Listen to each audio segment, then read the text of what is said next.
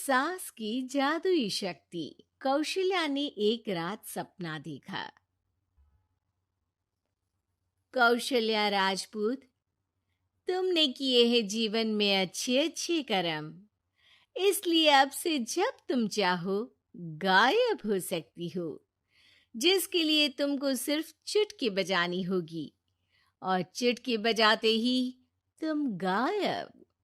बस एक बात का ध्यान रखना, जहां तुमने कोई गलत काम किया, तुमसे ये शक्ति वापस ले ली जाएगी।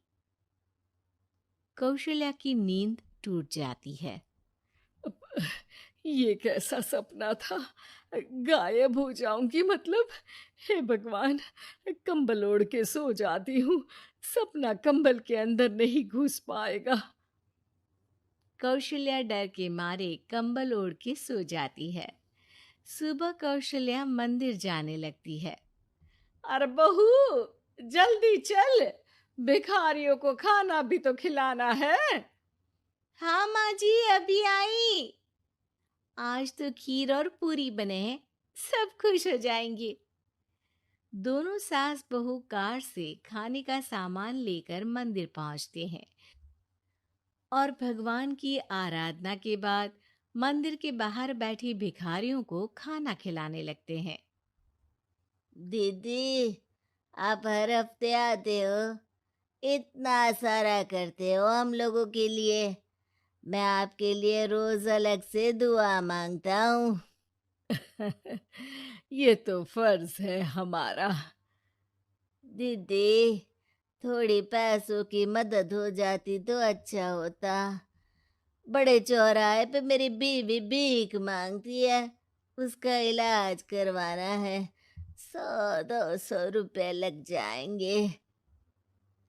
कौशल्या उसी वक्त भिखारी को 500 का नोट दे देती है और दोनों सास बहू वहां से लौटने लगती हैं। तभी कौशल्या को कोई शंका होती है। अब बहू रुक, तो मैं अभी आई। कौशल्या वापस वहीं जाती है तो देखती है कि भिखारी वहां है ही नहीं। कौशल्या को रात का सपना याद आता है। वो चुटकी बजा के गायब हो जाती है और सीधे भिखारी के पास पहुंचती है, पर भिखारी को वो दिखाई नहीं देती। कौशल्या देखती है कि भिखारी उन पैसों से शराब खरीद रहा है और कौशल्या उसे वहीं एक चांटा मारती है। अरे कौन है बे? एक और चांटा पड़ता है। अरे कौन है? कौन है? हिम्मत है तो सामने आओ। भिखारी को झूठ बोलने पर तड़ातड़ चांटे पड़ते हैं। वो वहां से भाग खड़ा होता है। कौशल्या चुटकी बजा के वापस बहू के पास आ जाती है और मन ही मन सोचती है। ऐसे तो मैं कितने गलत काम रोक सकती हूँ। कितनी ताकतवर हूँ मैं, किसी को पता भी नहीं चलेगा। सासू माँ, आप क्या सोच रही हो? अब कुछ नहीं, कुछ भी तो नहीं। ठीक है, मुझे ना थोड़े पैसों की ज़रूरत थी। मेरे कजिन भाई है ना, उनकी तबीयत थोड़ी इधर उधर हो रही है। वो तो खुद से नहीं कहेंगे कि पैसे दे दो, पर बहन होने के नाते मेरा तो फर्ज बनता है ना कि भाई की मदद करूं। अरे हाँ हाँ, ले जाना पैसे। पैसे इसीलिए तो कमाते हैं कि जरूरत में काम आ सके। घर पहुंच के कौशल्या अपनी बहू को 10,000 रुपए दे देती है। कब जाएगी तू मायके? अम, कल शाम की ट्रेन है। दोनों काम में लग जाती हैं। तभी काम वाली दीदी वहां आती है। आज ना मैं आप लोगों के लिए पनीर बनाऊंगी। ठीक है, मंगवा लेती हूँ पनीर। पड़ोस की दुकान वाला पनीर दे जाता है और काम वाली बाई पनीर से रेसिपी बनाने लगती है।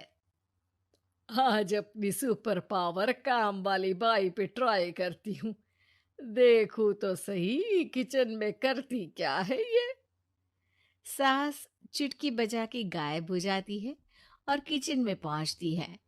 बाई को खबर भी नहीं है कि कौशल्या भी किचन में ही है। आज तो मैं भी पनीर की सब्जी बनाऊंगी रात को अपने घर, और थोड़ा सा घी भी रख लेती हूँ। वैसे भी कौशल्या बुढ़िया खा खा के मोटी हो गई है। कौशल्या बाई की चोरी पकड़ लेती है और गुस्से में बाई की चोटी ऊपर उठा देती है। बाई को समझ भी नहीं आता कि उसकी चोटी खड़ी कैसे होगी। वो डर के मारे चीख पड़ती है। बहू भागते हुए किचन में आती है। अरे क्या हुआ? ये तुम्हारी चोटी खड़ी कैसे है? करंट लग गया है क्या? पता नहीं, शायद किचन में ना भूत है। बाई वहां से भाग खड़ी होती है और कौशल्या चुटकी बजा के अपने कमरे में टीवी देखने लगती है। बहू वहां जाती है। माँ जी, किचन में ना भूत है, बाई भाग गई। अरे भागने देना, भूत का तो पता नहीं। किचन में चोर जरूर था, और वो थी अपनी काम वाली। अच्छा हुआ चली गई। बहू को कुछ समझ नहीं आया। उसने किचन में जो देखा, उसके सदमे में जो थी वो अभी तक। अगले दिन बहू अपने मायके के लिए निकल जाती है। कहीं भिखारी और काम वाली की तरह बहू भी तो मुझे धोखा नहीं दे रही। अरे कहीं वो पैसे ले जाके शॉपिंग तो नहीं करने वाली ना? अभी पता लगाती हूँ। मुझसे कुछ छिपा है भला? जैसे भगवान सब देख रहा है, वैसे ही मैं भी सब देख रही हूँ। सास को अपनी शक्ति पर घमंड आ गया था। अब वो अच्छे काम करने की जगह अपनी शक्ति का इस्तेमाल खुद का शक मिटाने के लिए कर रही थी। वो चुटकी बजाती ही बहू के मायके चली जाती है। भैया, आपने बताया क्यों नहीं कि इतनी तबीयत खराब है? अरे तेरी सास बूढ़ी हो गई है, इतना भला काम करती है, उनकी मदद कौन करता है?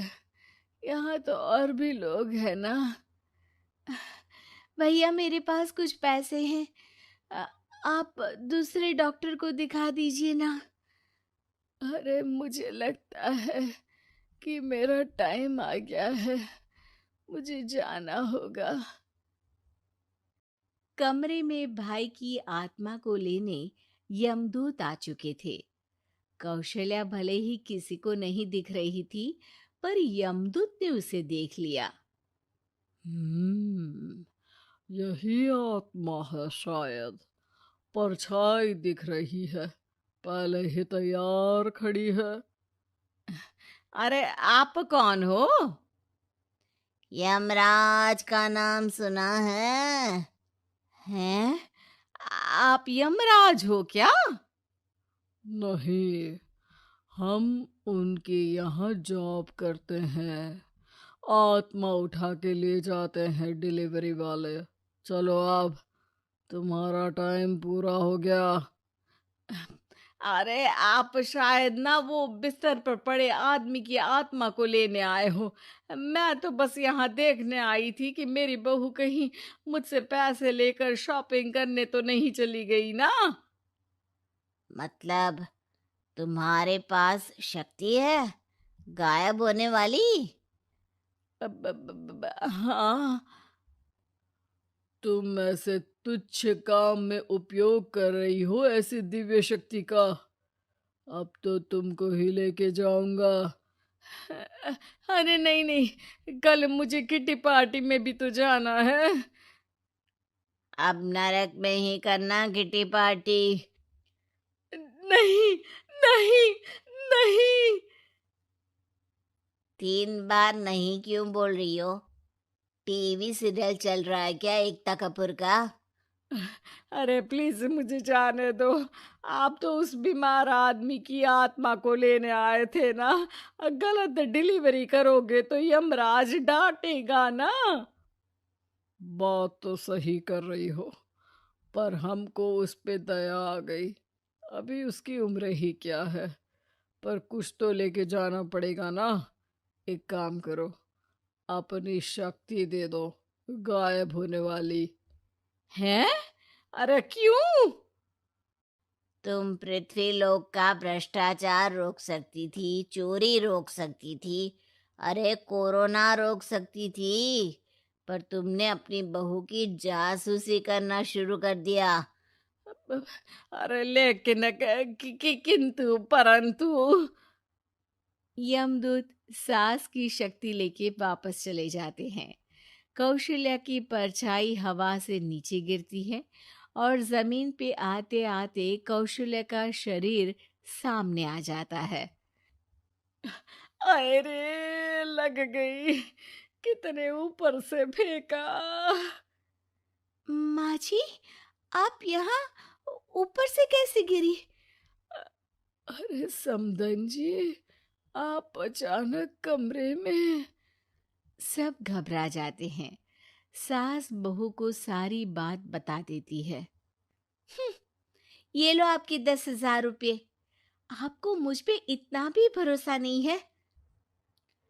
अरे बहन, मुझे दर्द नहीं हो रहा है अब। अचानक से सब अच्छा होने लगा है। अरे तो फिर बिस्तर से उठ जाओ और मुझे लेटने दो। गिरी हूं ऊपर से तो पूरा बदन दुख रहा है।